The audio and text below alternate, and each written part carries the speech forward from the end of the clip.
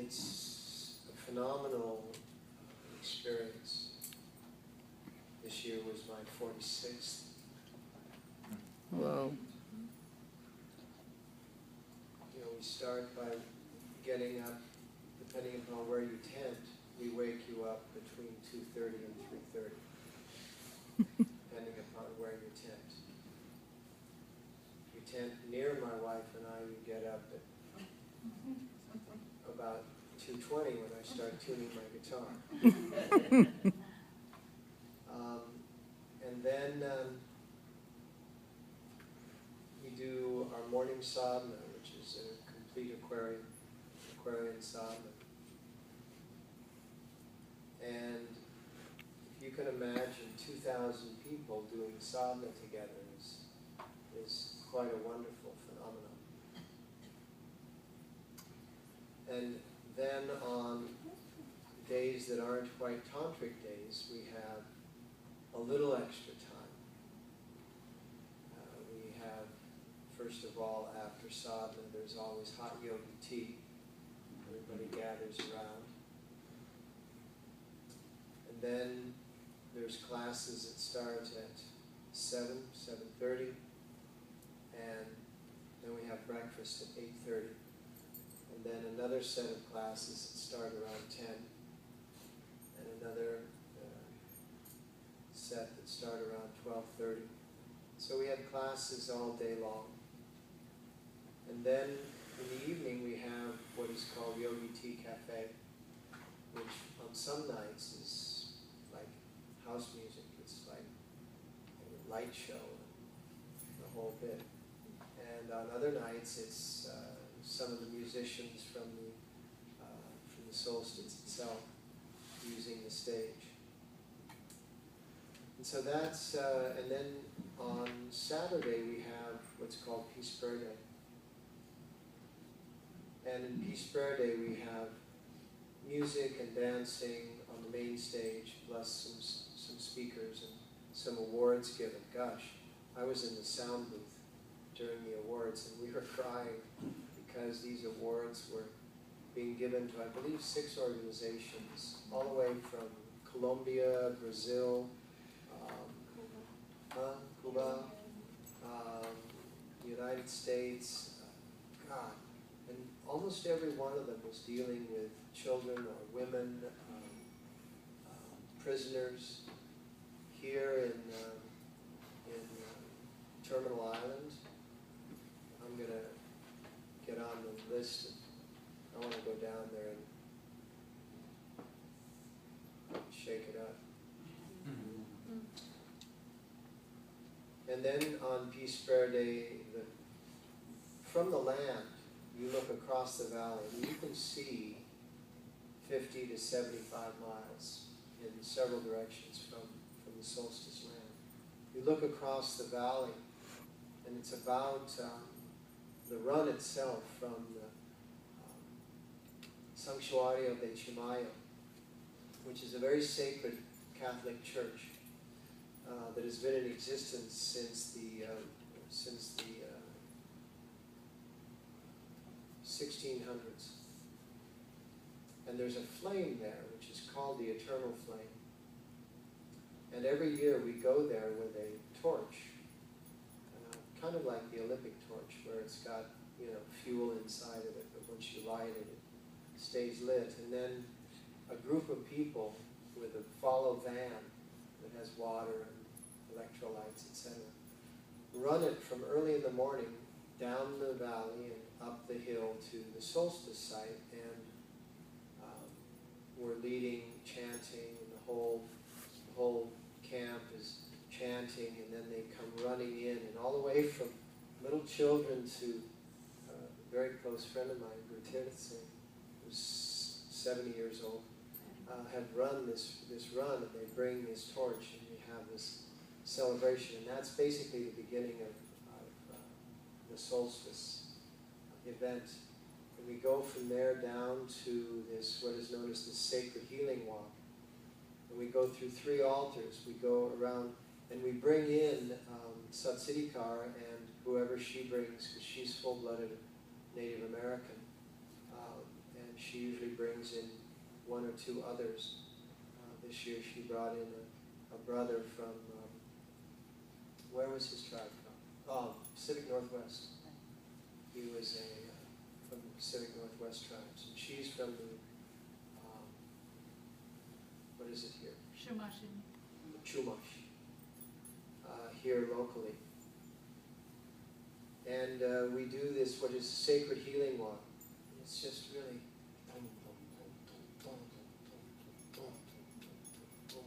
you go through the first altar, then you do 3.5 circles. You end at a second altar, and then you put your shoes back on, pick the prickers out of your feet, which is basically just a form of acupuncture. And you put your shoes on, you go to the third altar, which is inside it's not a maze, it's a labyrinth. You go through the labyrinth. And the first altar is your purpose here on earth. The second altar is your purpose in this consciousness, in the spirit consciousness, second altar. And the third altar is your dedication to your purpose in your eternal existence. So it's body, spirit, soul. And it's a powerful way to begin. And then the next day is a day that I teach a full class. And I think we had about 1,900 to 2,000 people in the class. And there were no walls to blow out because there's no walls in the building, but we took the roof off. It was good. Here was the lineup that was there with me. We had Guru Ganesha Singh, we had Simrat and her band, we had Guru Nam Singh, we had, I keep forgetting his name. Huh? You had Greco. I had Greco, but I keep forgetting his name on pedal steel. Phenomenal. Do you know what a pedal steel is? It's this thing that looks like a guitar, but without the body of the guitar. It's got pedals. Yeah, it's just crazy lovely. And pedal steel. We had 2 drummers. Myself. And poof, we did rock the house. As one band? As one band, yeah. Never rehearsed together, and it always comes off clean. Wow. And that was Sunday. Then Monday we have more Kundalini classes all day. And then on Tuesday, the schedule shifts ever so slightly. Time shrinks, pain expands, and we go through 3 10-hour days of white tantric. Wow. And of course the noonday tantric burgers. Throughout this time we have, mung beans for dinner, mung beans and rice for dinner, with what is loosely called a salad. And for breakfast we have, if you get in the children's line, you can get oatmeal. Or you have solstice soup and bananas and oranges. And then, which is the diet throughout. It's a very cleansing diet. As a matter of fact, my wife and I went on a mono diet of mung beans and rice for about 6 weeks before we got to solstice, just so we could prep ourselves. And all throughout this time we have the bazaar, which is some of the most exquisite booths. You can't imagine the different things, the CDs, the books, my book.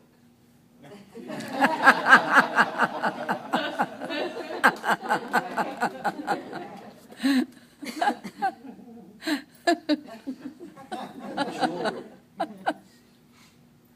clothing. Isn't it something? The bazaar is just like, and some food.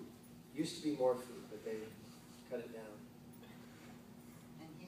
And healers. God, this whole row. If you've got some soreness, you just go in there, and they've got everything from machines to hands that you can't imagine.